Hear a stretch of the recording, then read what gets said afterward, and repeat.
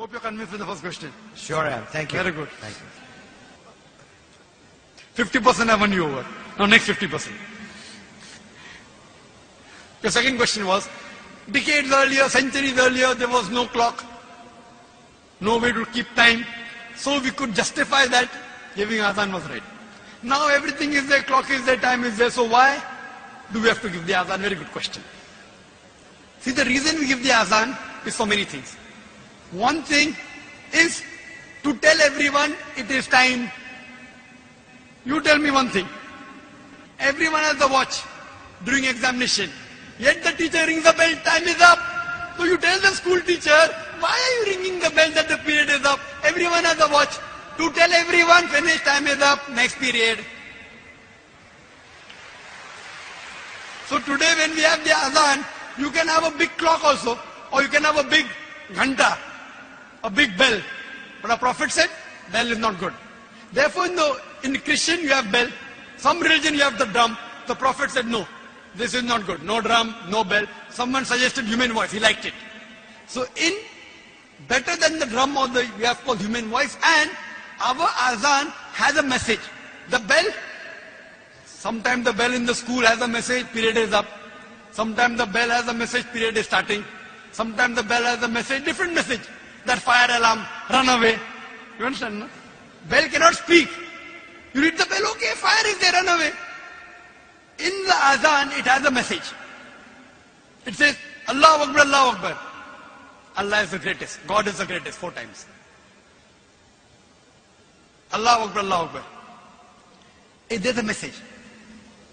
Ashhadu la ilaha illallah. Ashhadu Muhammad Rasulullah. That I bear witness there is no God but Allah. He's calling out. I bear witness there is no God but Allah, and Prophet Muhammad is the message of Allah.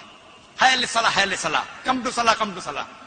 Hayya falah, hayya falah. Come to success, come to success. He's giving you a message. God is the greatest, God is the greatest, God is the greatest, God is the greatest, 4 times. There is no God but Allah, and Prophet Muhammad is giving you a message that your messenger is on Prophet Muhammad. You don't have to worship him. He is only a messenger. He is the servant of God. 5 times we are reminded in the azan. Prophet Muhammad is the messenger of Allah. He is not Allah. Come to prayers, come to prayers, come to success, come to success. Allah Akbar, Allah Akbar. Allah is the greatest, Allah is the greatest. So it's a message telling you it is time for prayer. At the same time testifying there's one God. It is a message. And the beauty of it is that whichever part of the world you go, it's only in Arabic. If you have in French, if you go to France, you don't understand French. You say, what is this person shouting? Is he abusing me? Throughout the world you have in Arabic. Even if I don't know Arabic, at least I know the translation of the azan. So it is a reminder. In the morning salah, another reminder. It says, as-salatu khairun min an-nawm. Prayer is better than sleep. As-salatu khairun min an-nawm. Prayer, now when you hear, prayer is better than sleep, so you get up. With the ghanta, I put the snooze on. You know snooze? Another 10 minutes. Another snooze, 10 minutes. Here, as-salatu khairun min an-nawm. Only for the morning's azan. Prayer is better than sleep. So here it's a message. Even though you have watched, you don't keep on watching. So now, because we pray in congregation, our beloved Prophet Muhammad said, there are no less than 3 hadith in Sahih Bukhari, which says that you get 25 times, 27 times more sawab when you pray in congregation. So the azan is reminding you that the congregation is going to start. So you know once the azan is given, within 20 minutes, the congregation will start. So you get ready, you do your wudu, you do your ablution, and you go to the mosque. If it is not there, and many people don't know what is the time for, it keeps on changing, you know. I will not know what's the time for sunset today. Do you know, brother?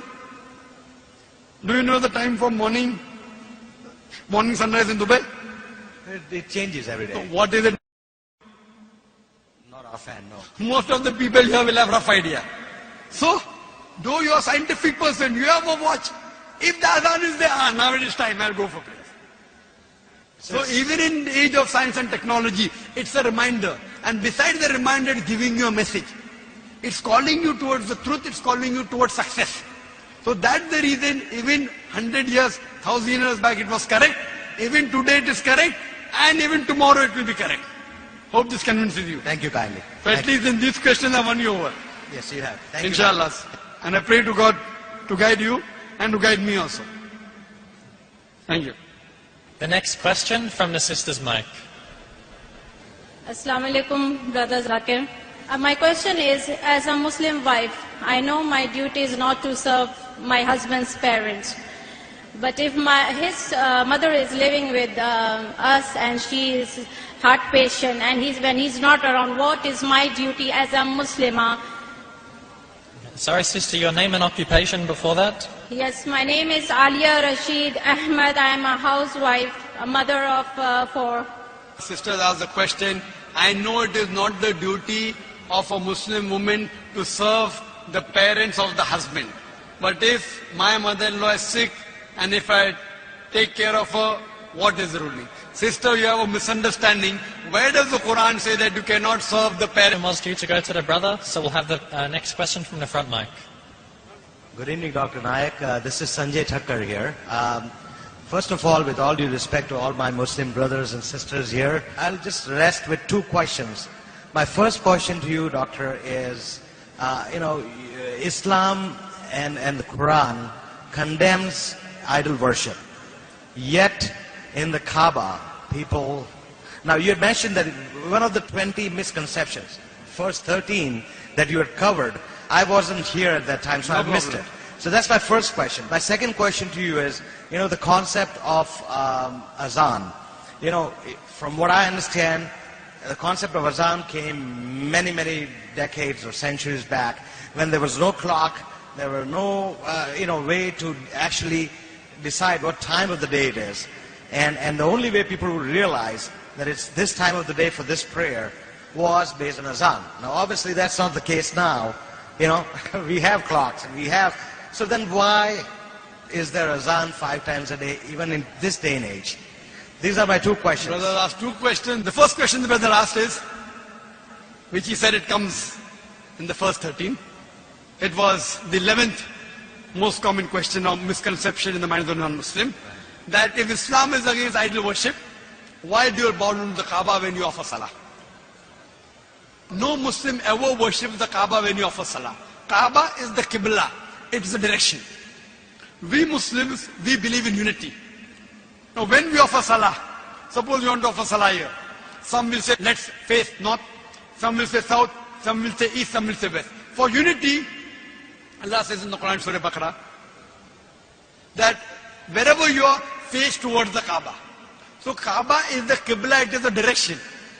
So we are facing in that direction, but no one worships the Kaaba. Previously, the Muslims were the first people to do the world map. And Al-Idrusi, in 1954, he drew the world map.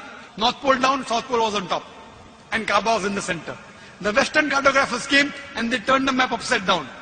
North Pole top, South Pole down. Yet the Kaaba is in the center. So if you are in the north, you face towards the south. If you are in the south, you face towards the north. If you are in the east, you face towards the west. If you are in the west, you face towards the east. Kaaba is at the center. So we pray that as a Qibla, as a direction. No one worships it. Further, when we go for Umrah, or for pilgrimage, or for Hajj, we circumambulate around the Kaaba. You may ask that why do you circumambulate around the Kaaba? Why do you circle around the Kaaba? I do it because it's a commandment from Almighty God and the Prophet. But the logical reason I can think is because every circle has only one center. So when we circumambulate around the Kaaba, logically I think we are testifying there's one God. Furthermore, if yet you have doubts, if you read the hadith that's mentioned in Sahih Bukhari, poem number 2, in the book of Hajj, chapter 56, hadith number 675, Hazrat Umar may Allah be pleased with him, he was the second Caliph of Islam, second Khalifa.